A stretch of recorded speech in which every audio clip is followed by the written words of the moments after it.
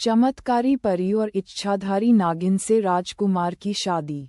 बहुत समय पहले की बात है, हिमालय की तराइयों के पास स्थित चंद्रपुर राज्य बड़ा ही समृद्ध और सुंदर था। इस राज्य का राजकुमार वीरसेन अपनी वीरता, दयालुता और सच्चाई के लिए दूर दूर तक प्रसिद्ध था। एक दिन राजकुमार शिकार के लिए घने जंगल में निकला, जहां सूर्य की किरणें भी जमीन तक पहुंचने से डरती थीं। उसी जंगल में एक प्राचीन शिव मंदिर के पास एक घायल नागिन पड़ी थी। राजकुमार ने बिना भय के उसकी रक्षा की और औषधियों से उसका उपचार किया। वही नागिन वास्तव में इच्छाधारी नागिन पद्मावती थी, जिसने मानव रूप धारण कर राजकुमार को आशीर्वाद दिया, पर अपनी पहचान गुप्त रखी। कुछ दिनों बाद राज्य पर एक भयानक संकट आया। आकाश से अचानक काले बादल छा गए, नदियां सूखने लगीं और फसलें नष्ट होने लगीं।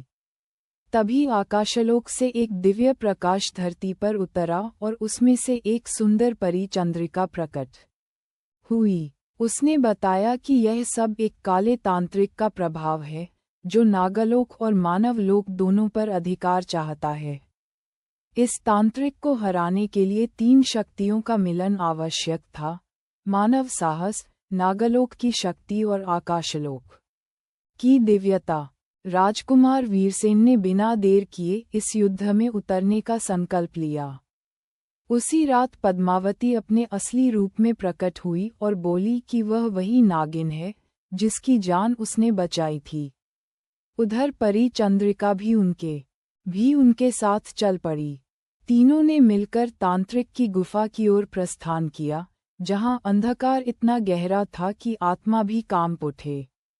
तांत्रिक ने अपनी मायावी शक्तियों से राजकुमार को भ्रम में डालने की कोशिश की, पर परी की दिव्य रोशनी और नागिन की नागमणि के तेज ने उसका जादू निष्फल कर दिया। भयानक युद्ध के बाद अंततः तांत्रिक का अंत हुआ और तीनों लोकों में शांति स्थापित हुई।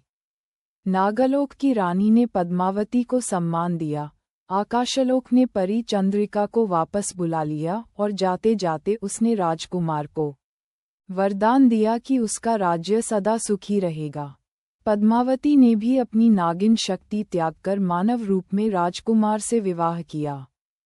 इस प्रकार प्रेम, त्याग और विश्वास से 3 अलग अलग लोक एक होकर अमर कथा बन गए, जिसे आज भी लोग आग के किनारे बैठकर श्रद्धा से सुनते हैं।